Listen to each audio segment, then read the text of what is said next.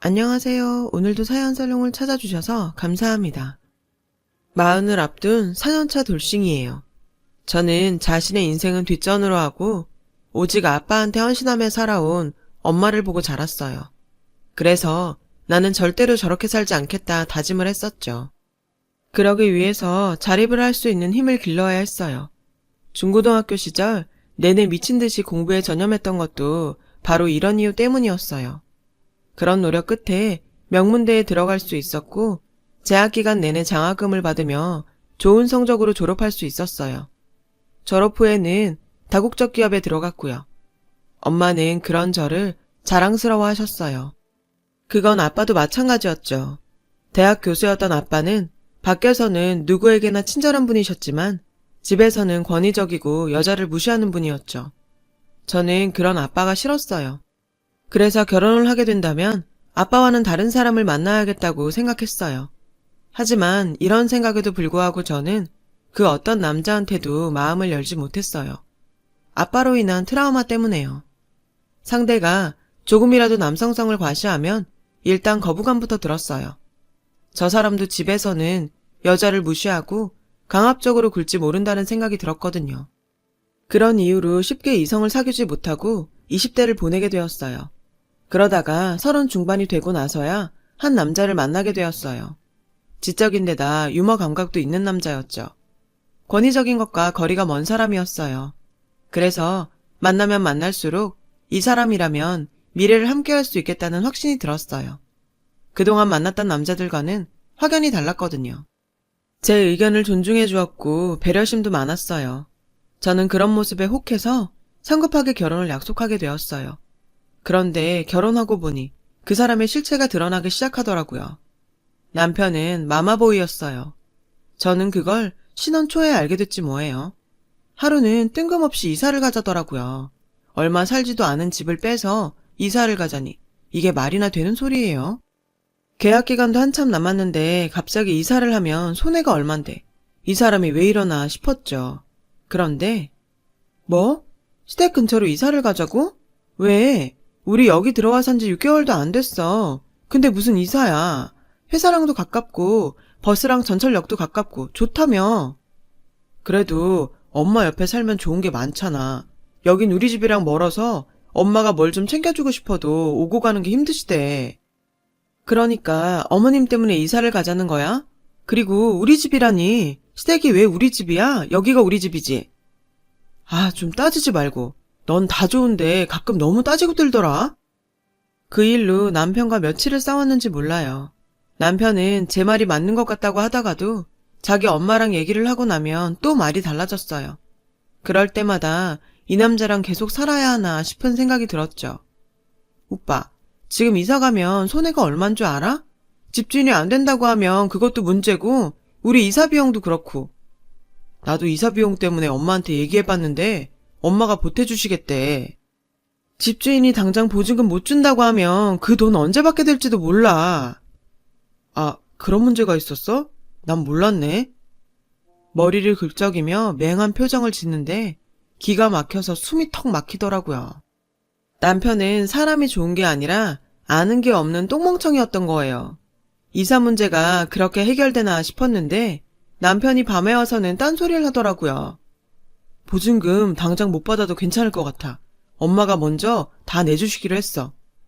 오빠, 왜 또 마음이 바뀐 거야? 보증금 두고 왜 어머님 도움을 또 받아? 그게 그 돈이지, 안 그래? 어차피 우리 엄마가 해준 돈인데. 안 되겠다 싶었어요. 그래서 전 시댁에 가는 날 시어머니와 단판을 지어야겠다 마음 먹었어요. 시댁에서 점심을 먹고 난 후 남편이 어머니 심부름으로 시장에 갔어요.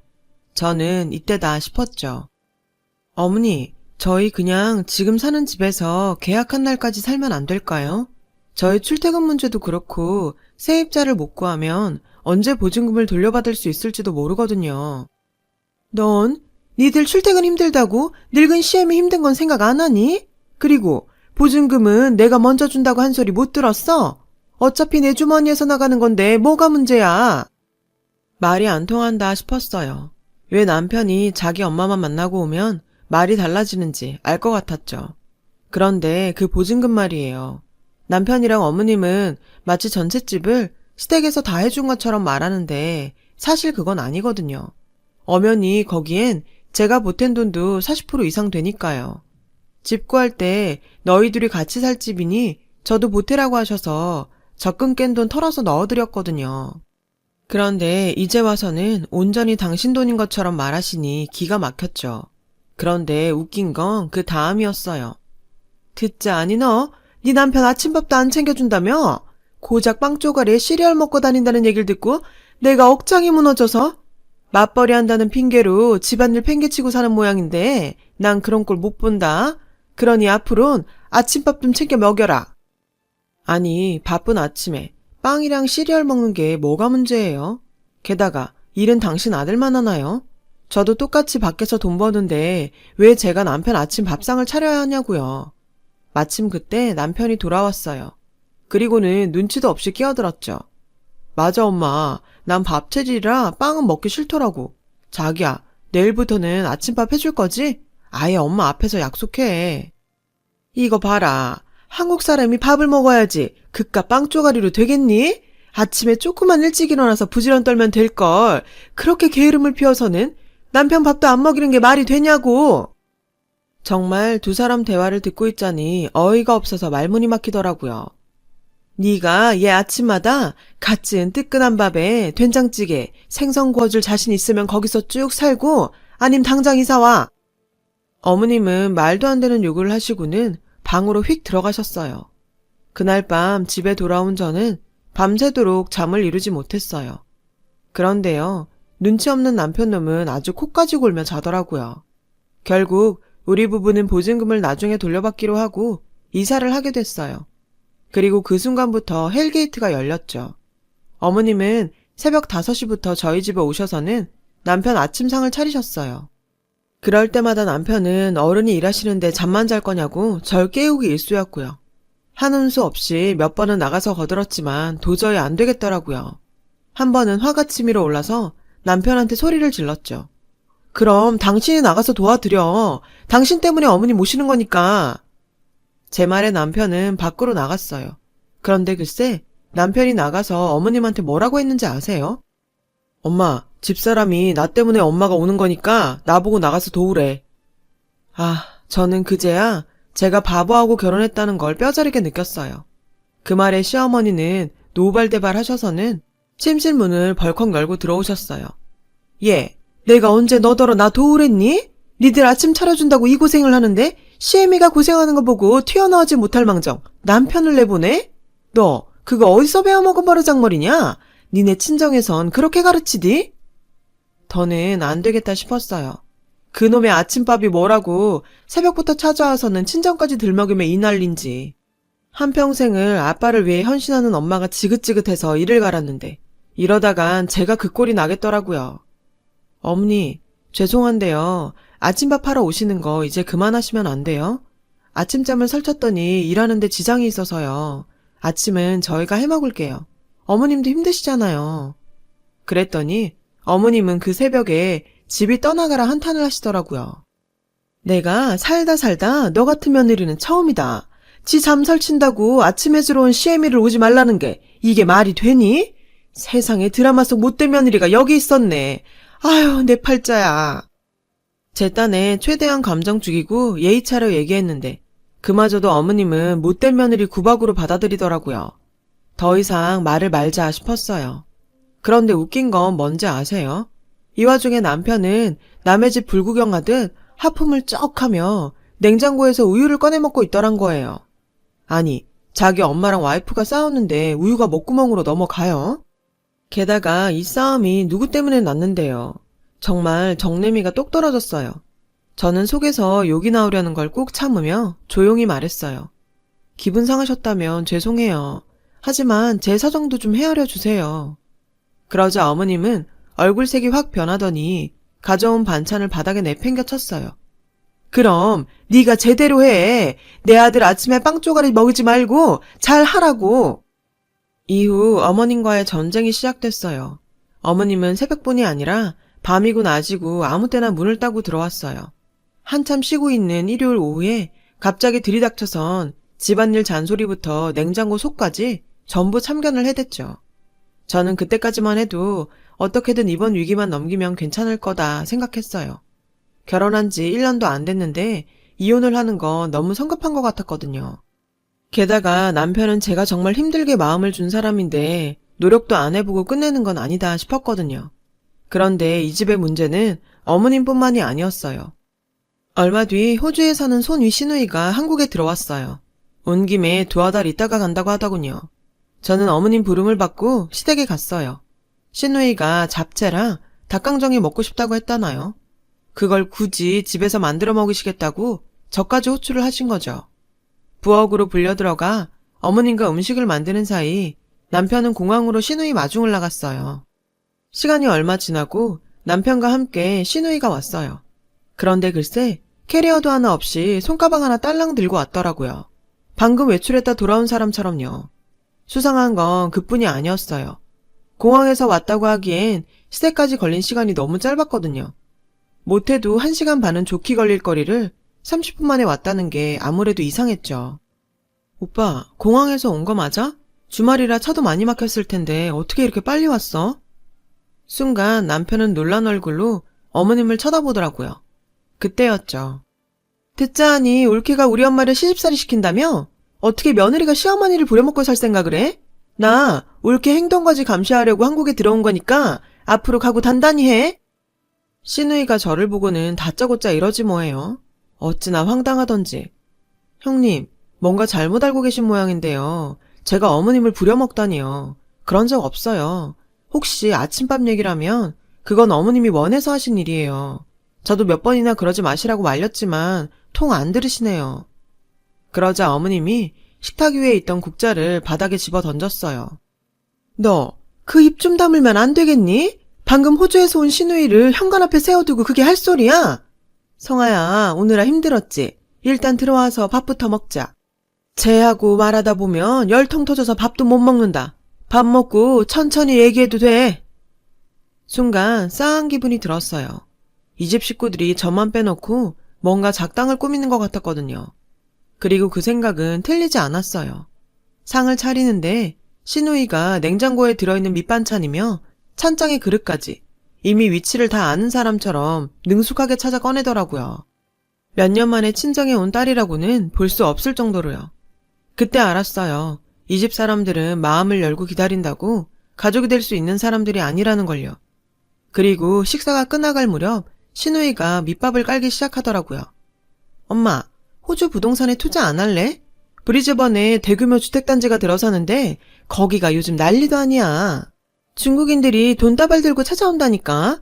다행히 우리 그이가 그쪽에 아는 사람이 있어서 좋은 걸로 하나 떼어준다 그랬어. 들어보니 성욱이네 전셋집 내놨다며. 그 보증금 받아서 투자해보면 어때? 이거였어요. 시누이가 한국에 온 건. 손 놓고 있다가는 제 돈도 떼일 판이었죠. 어머 형님, 그 보증금은 엄연히 오빠랑 제 건데 그걸 노리시면 어떡해요. 그리고 호주 부동산 꺾인 지가 언젠데. 그러지 마시고 한국에서 푹 쉬시다 돌아가세요. 오랜만에 어머님이랑 여행도 좀 다니시고요. 올케, 말이 좀 그렇다? 엄연히 그 집은 우리 엄마가 해준 집인데 무슨 소리야? 아무리 사람이 염치가 없어도 올케가 그 돈 먹겠다 그러는 건 좀 아니지. 그리고 놀다 가라니? 내가 애야? 이게 어디서 배워먹은 말버릇이야? 엄마, 올케가 평소에도 엄마한테 이래? 말해 뭐하니? 내가 아주 쟤 때문에 늙는다 늙어. 이래서 집안에 여자를 잘 들여야 된다고 그러는 거지. 내가 이 나이에 며느리 시집살이 하게 될 줄 누가 알았겠니? 아주 모녀가 쌍으로 절 몰아세우더라고요. 하지만 여기서 밀리면 정말 끝일 것 같았어요. 오늘은 무슨 일이 있어도 결판을 내야겠다 싶었죠. 그런데 글쎄 남편 놈은 슬쩍 자리를 피하지 뭐예요. 혹여 제가 내 편 들어달라고 할까봐 제 눈치를 살피며 은근히 저랑 거리를 두고 앉더라고요. 이런 걸 남편이라고 믿고 살았다니 정말 제 발등을 찍고 싶은 심정이었어요. 그래도 어떡하겠어요. 이런 남자를 고른 게 바로 저인걸요. 저는 밥숟가락을 딱 내려놓고 가방이랑 옷가지를 챙겨 들었어요. 그리고 시집 식구들 보란듯이 얘기했죠. 이 집에 더 있다간 혈압 올라서 쓰러질 것 같으니 이만 돌아갈게요. 그리고 당신은 여기서 있고 싶으면 있어. 여기서 푹 쉬면서 당신 누나랑 어머님 음식 실컷 먹으라고. 그렇게 시댁 집 문을 나서는데 뒤에서 펄펄 뛰며 제 욕을 하는 소리가 들렸어요. 그러거나 말거나 저는 뒤도 안 돌아보고 그대로 나왔죠. 그리고는 바로 이혼 전문 변호사부터 찾아갔어요. 변호사와 상담을 하며 일단 전에 살던 집 전세 보증금으로 들어간 제 돈부터 돌려받고 싶다고 했어요. 그래야 저도 작은 방이라도 얻어 생활을 할 수 있을 테니까요. 변호사는 어차피 이혼 전에 부동산과 은행 예금은 기본적으로 조사해야 하니 조사 후 며칠 뒤 연락 주겠다고 하더군요. 결국 그날 밤 남편은 집에 오지 않았어요. 월요일 퇴근 후에야 집으로 왔더라고요. 제 눈치를 살피며 서재에서 자더군요. 그런데 얼마 뒤 엄청난 걸 발견한 거예요. 저는 변호사의 전화를 받고 회사에 반차를 내곤 곧장 변호사 사무실로 달려갔어요. 저희가 알아본 바로는 지금 사시는 집은 깡통 전세예요. 이 집이 지난달에 경매로 넘어갔는데 모르셨어요? 저는 입이 딱 벌어졌어요. 계약이며 모든 걸 어머님이 했기에 전혀 몰랐거든요. 전혀 몰랐어요. 집주인이 어머님 친구분이라는 말만 들었거든요. 보증금도 어머님 돈이라 신경 안 썼고요. 전전에 살던 집 보증금만 받으면 돼요. 거기에 제 돈이 들어가 있거든요. 아, 그 집도 조사를 해봤는데요. 이사 나가던 당시 이미 남편분이 돈을 받아가신 걸로 되어 있더라고요. 보세요. 영수증에 있는 사인, 남편분 거 맞죠? 순간 저는 뭐에 홀린 것 같았어요. 어리숙한 곰인 줄 알았던 남편놈이 이미 제 돈까지 꿀꺽했던 거예요. 그런데 그 순간 머릿속에 떠돌던 조각들이 하나둘 제자리를 찾아가기 시작하더라고요. 모든 건 시누이에서 비롯된 거였어요. 시누이는 뜬금없이 한국에 들어온 게 아니었죠. 이미 몇 개월 전부터 어머님과 짜고 저희 전셋집 보증금을 털어먹을 생각을 했던 거예요. 그렇게 이사를 닥달했던 것도 보증금을 빼돌리기 위해 벌인 수작이었던 거죠.